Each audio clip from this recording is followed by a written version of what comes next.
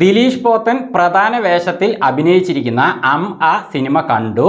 അപ്പോൾ അതിനെക്കുറിച്ചുള്ള എൻ്റെ പേഴ്സണൽ ഒപ്പീനിയനിലേക്ക് കടക്കുകയാണ്. ആദ്യം തന്നെ ഇതിനെക്കുറിച്ച് ഈ സിനിമ എങ്ങനെ ഉണ്ടായിരുന്നു എന്ന് പറയണമെങ്കിൽ ഇതിൻ്റെ അണിയറ പ്രവർത്തകരെ കുറിച്ച് ഞാൻ ആദ്യം പറയേണ്ടതുണ്ട്.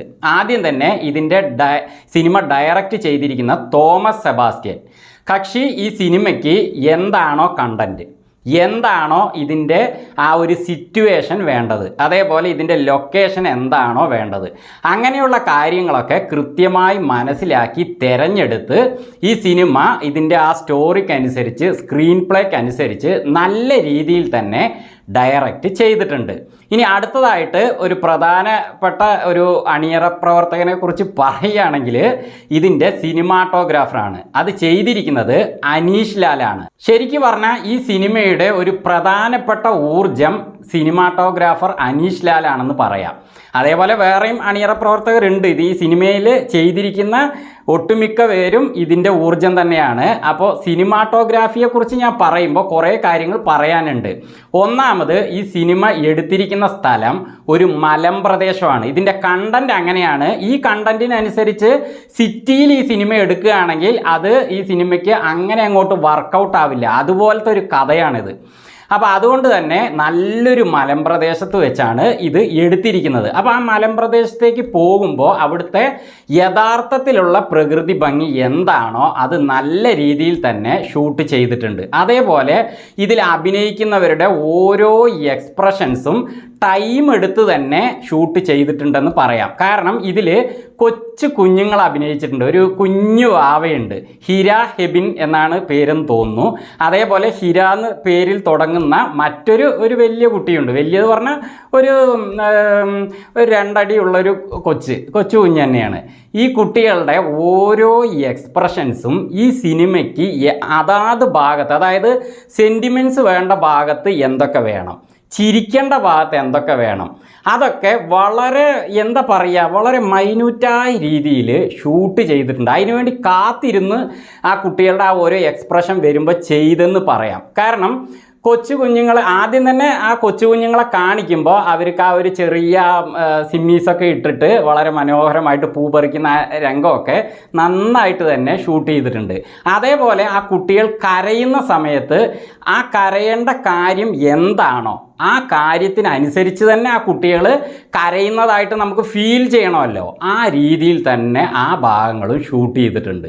പിന്നെ അതേപോലെ കുഞ്ഞുങ്ങൾ ചിരിക്കുമ്പോൾ, അതായത് അവർ ചിരിക്കുമ്പോൾ നമുക്ക് കിട്ടുന്ന ഒരു സെൻറ്റിമെൻറ്റ്സായ കാര്യങ്ങൾ ഈ സിനിമയുടെ കണ്ടൻറ്റിനനുസരിച്ച് വേണ്ട ഭാഗത്ത് അതേപോലെയുള്ള ചിരിക്ക് വേണ്ടി കാത്തിരുന്ന് ചെയ്തതായിട്ട് എനിക്ക് ഫീൽ ചെയ്തു. കാരണം എന്താണെന്ന് വെച്ചാൽ കുഞ്ഞ് ഉറങ്ങുന്ന സമയത്ത് ആ കുഞ്ഞിനോട് നമുക്കൊരു പ്രത്യേക സിമ്പതി തോന്നേണ്ട ഒരു സിറ്റുവേഷനാണ്. അവിടെ ആ കുഞ്ഞ് ഉറങ്ങുന്ന സമയത്ത് ഒന്ന് ചെറുതായിട്ട് ചുണ്ടനക്കിക്കൊണ്ട് ചിരിക്കുമല്ലോ, ഇങ്ങനെ ചെറിയ രീതിയിൽ.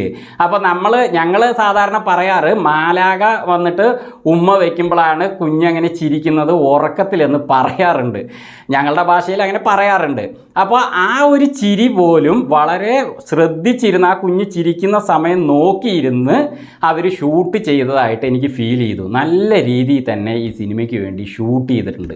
അതേപോലെ ഇതിൻ്റെ ആർട്ട് വർക്കിന് പ്രത്യേക അഭിനന്ദനങ്ങൾ പറയാനുണ്ട്. പ്രശാന്ത് മാധവാണ് ഇത് ചെയ്തിരിക്കുന്നത്. ഒരു മലയ്ക്ക് മുകളിൽ ഒരു ചായക്കട ഉണ്ടെങ്കിൽ അത് എങ്ങനെയിരിക്കും, ആ രീതിയിൽ ചുടുകട്ടയിലൊക്കെ ഉണ്ടാക്കിയ കല്ല് മാത്രമുള്ള തേക്കാത്ത രീതിയിലുള്ള വെറും മണ്ണിൻ്റെ തറയൊക്കെയുള്ള ആ രീതിയിലുള്ള ചായക്കട. ഇനി ശരിക്കും ആ ചായക്കട അവിടെ ഉണ്ടായിട്ട് അത് തന്നെ ഉപയോഗിച്ചതാണോ അത് ഇവർ മേക്ക് ചെയ്തതാണോ അറിയില്ല. ആർട്ട് വർക്ക് എന്തായാലും അതിൽ വന്നിട്ടുണ്ട്, അത് നല്ല രീതിയിൽ മേക്ക് ചെയ്തിട്ടുണ്ട്. അതേപോലെ മലയ്ക്ക് മുകളിലുള്ള വീടുകൾ, ഇപ്പോൾ ഈ സിനിമ കാണുമ്പോൾ എനിക്ക് അത്രയധികം അത് ഫീൽ ചെയ്യാൻ കാരണം എന്താണെന്ന് വെച്ചാൽ എൻ്റെ വൈഫിൻ്റെ ചേച്ചിയുടെ വീട് ഇവിടെ കൽപ്പറ്റയിൽ മണിക്കുന്ന് മല പറയും, ആ മലയ്ക്ക് മുകളിലാണ്. അപ്പോൾ അവിടെ ഞാൻ ഇടയ്ക്കിടയ്ക്ക് പോകാറുണ്ട്. ഇപ്പോൾ നിങ്ങളിവിടെ ബാക്ക്ഗ്രൗണ്ടിൽ കാണുന്ന ആ സ്ഥലം ഉണ്ടല്ലോ, ആ ദൃശ്യം, അത് മണിക്കുന്ന് മലയാണ്.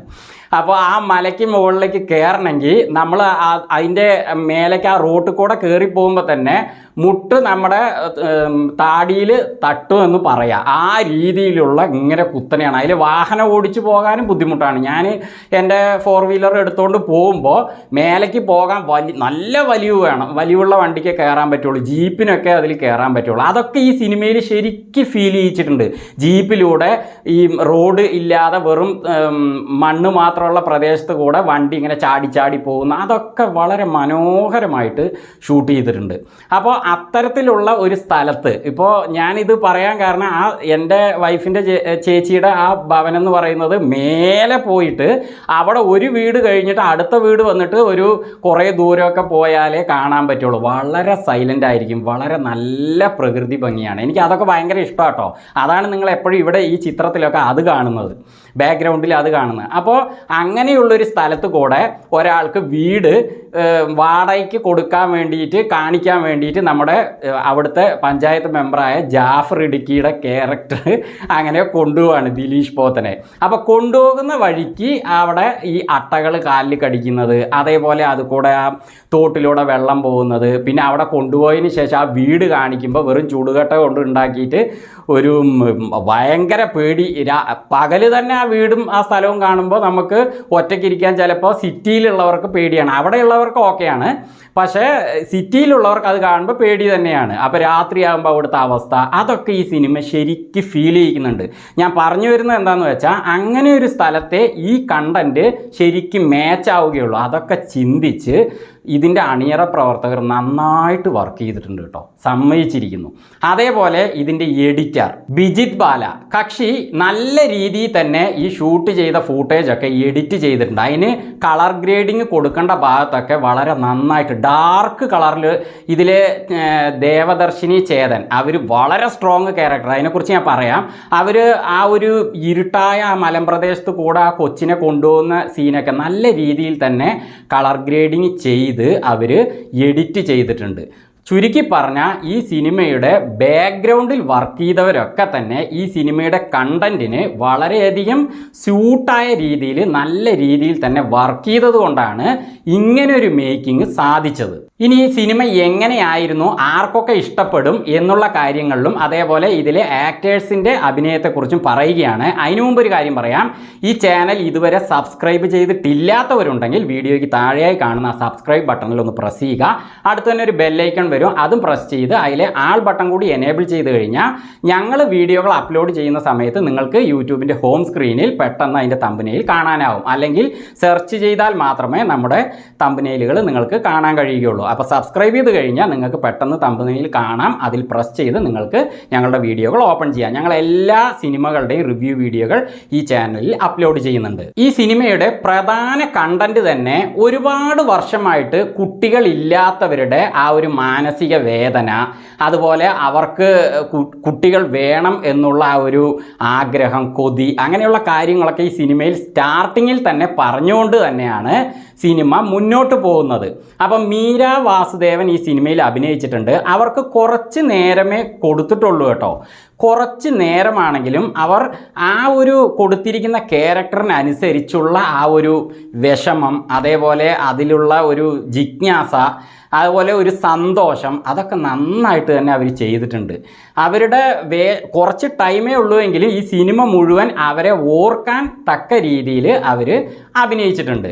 പിന്നെ അവിടുന്ന് അങ്ങോട്ട് കഥ മുന്നോട്ട് പോയിട്ട് ദിലീഷ് പോത്തൻ വരുന്നു, അതേപോലെ ജാഫർ ഇടുക്കി. ദിലീഷ് പോത്തൻ്റെ ക്യാരക്ടർ എന്ന് പറഞ്ഞാൽ ഒരു റോഡ് സൂപ്പർവൈസർ എന്ന നിലയ്ക്ക് അങ്ങനെ അങ്ങോട്ട് പോവുകയാണ്. പിന്നെ അവിടുന്ന് അങ്ങോട്ട് എന്ത് സംഭവിക്കുന്നതെന്ന് നിങ്ങൾ സിനിമ കണ്ട് മനസ്സിലാക്കുക. കക്ഷി നല്ല രീതിയിൽ തന്നെ ഈ സിനിമയ്ക്ക് അനുയോജ്യമായ രീതിയിൽ തന്നെ അഭിനയിച്ചിട്ടുണ്ട്. കക്ഷിക്കൊപ്പം തന്നെ ജാഫർ ഇടുക്കി ഒരു പഞ്ചായത്ത് മെമ്പറായിട്ട് ഈ ദിലീഷ് പോത്തനെ ആ മലയ്ക്ക് മുകളിൽ ഒരു വാടക വീടൊക്കെ കാണിക്കാൻ പോകാനും അവിടുത്തെ കാര്യങ്ങളൊക്കെ പരിചയപ്പെടുത്താനും ഒക്കെ ശരിക്ക് ഈ ജാഫർ ഇടുക്കി ഇതൊക്കെ പറയുമ്പോൾ ശരിക്കൊരു പഞ്ചായത്ത് മെമ്പർ എങ്ങനെയായിരിക്കും എന്ന് നമ്മളൊരു ഇമാജിൻ ചെയ്യുമല്ലോ. ആ ഇമാജിന് സൂട്ടാകുന്ന രീതിയിൽ തന്നെ ജാഫർ ഇടുക്കി അഭിനയിച്ചിട്ടുണ്ട്. പിന്നെ അതേപോലെ ഈ സിനിമയിൽ ഒരു ആശാനായിട്ട്, ഒരു അന്ധനായിട്ടൊരു പ്രായമായിട്ടൊരു ആൾ അഭിനയിക്കുന്നുണ്ട്. ആശാൻ എന്നാണ് ക്യാരക്ടറുടെ പേര്.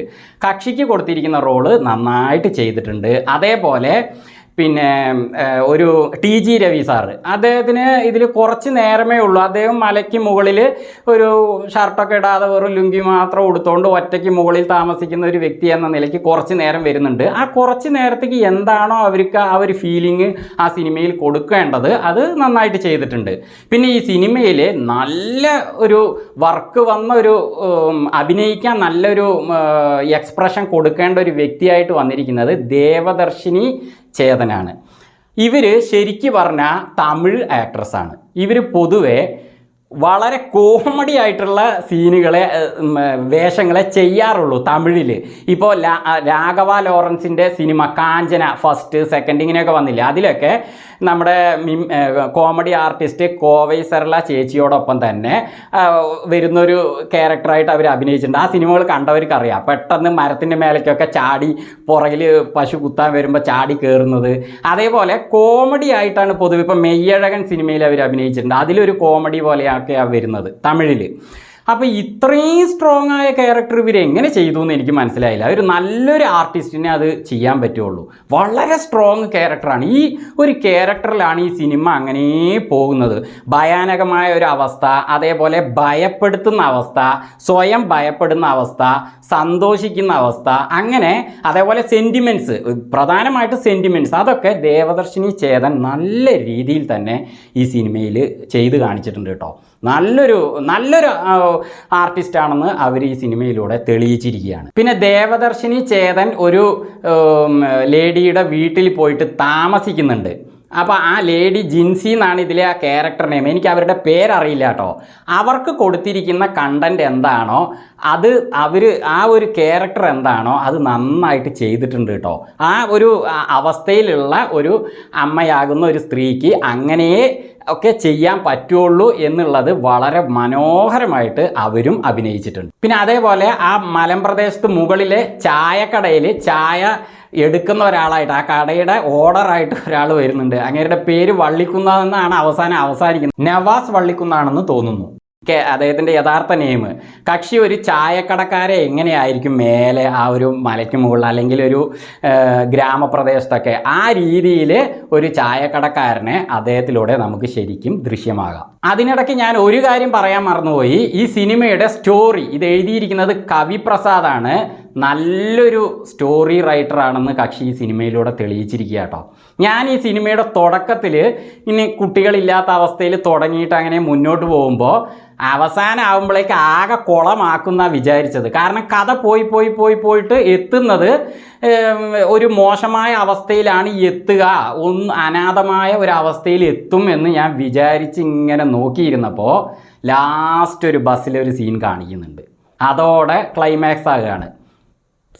സിനിമയുടെ ആ സ്റ്റോറി വളരെ പൂർണ്ണമായിട്ട് മിനുക്കി എടുത്തിരിക്കുകയാണ് കവിപ്രസാദ്. ബ്രദറിന് പ്രത്യേക അഭിനന്ദനങ്ങൾ അറിയിക്കുകയാണ്. നല്ലൊരു സ്റ്റോറി നിങ്ങൾ മേക്ക് ചെയ്തിരിക്കുകയാണ്. അതേപോലെ ഇതിൻ്റെ അണിയറ പ്രവർത്തകരും നന്നായിട്ട് വർക്ക് ചെയ്തിട്ടുണ്ട്. അതേപോലെ പ്രകൃതിക്കടക്കം ഈ സിനിമയ്ക്ക് എൻ്റെ അഭിപ്രായത്തിൽ താങ്ക്സ് പറയണം. കാരണം കൃത്രിമമില്ലാത്ത ആ പ്രകൃതിയുടെ ആ ഒരു മനോഹാരിത നിങ്ങൾ ഇത് ഷൂട്ട് ചെയ്ത് നന്നായിട്ട് കാണിച്ചിട്ടുണ്ട്. അതേപോലെ കൃത്രിമ വർക്കുകൾ അതിന് എന്തൊക്കെ വേണോ അതും നിങ്ങൾ ചെയ്തിട്ടുണ്ട്. നല്ലൊരു സിനിമയാണ്. പക്ഷേ ഒരു കാര്യമുണ്ട്, ഈ സിനിമ എല്ലാവർക്കും ഇഷ്ടപ്പെടുമോ ചോദിച്ചാൽ സെൻറ്റിമെൻറ്റ്സ് ഇഷ്ടപ്പെടുന്നവർക്കൊക്കെ, സ്നേഹം ഇഷ്ടപ്പെടുന്നവർക്കൊക്കെ ഈ സിനിമ എന്തായാലും, സ്നേഹം ആഗ്രഹിക്കുന്നവർക്കൊക്കെ ഈ സിനിമ ഇഷ്ടപ്പെടും. പ്രത്യേകിച്ച് കുട്ടികളില്ലാതെ ഒരുപാട് വർഷങ്ങൾ കഷ്ടപ്പെടുന്നവർക്ക് ഈ സിനിമ വളരെയധികം ടച്ചിങ് ആയിരിക്കും. അതേപോലെ കുട്ടികളില്ലാതെ ജീവിക്കുന്നവരെ കണ്ട് അവരുടെ വിഷമങ്ങൾ മനസ്സിലാകുന്ന നമ്മൾ, ചുറ്റുപാടിലുള്ളവർ, അവർക്കും ഈ സിനിമ ഇഷ്ടപ്പെടും. ചുരുക്കി പറഞ്ഞാൽ ഏകദേശം പേർക്ക് ഈ സിനിമ ഇഷ്ടപ്പെടും എന്ന് തന്നെയാണ് എൻ്റെ വിശ്വാസം. എന്തായാലും എനിക്ക് ഈ സിനിമയുടെ ആ ഒരു മേക്കിങ്ങിലും കണ്ടൻറ്റിലും എല്ലാം കൊണ്ടും സിനിമ എനിക്കിഷ്ടമായി. ഇനി നിങ്ങളുടെ അഭിപ്രായം എന്താണോ അത് കമൻറ്റിലൂടെ അറിയിക്കുക.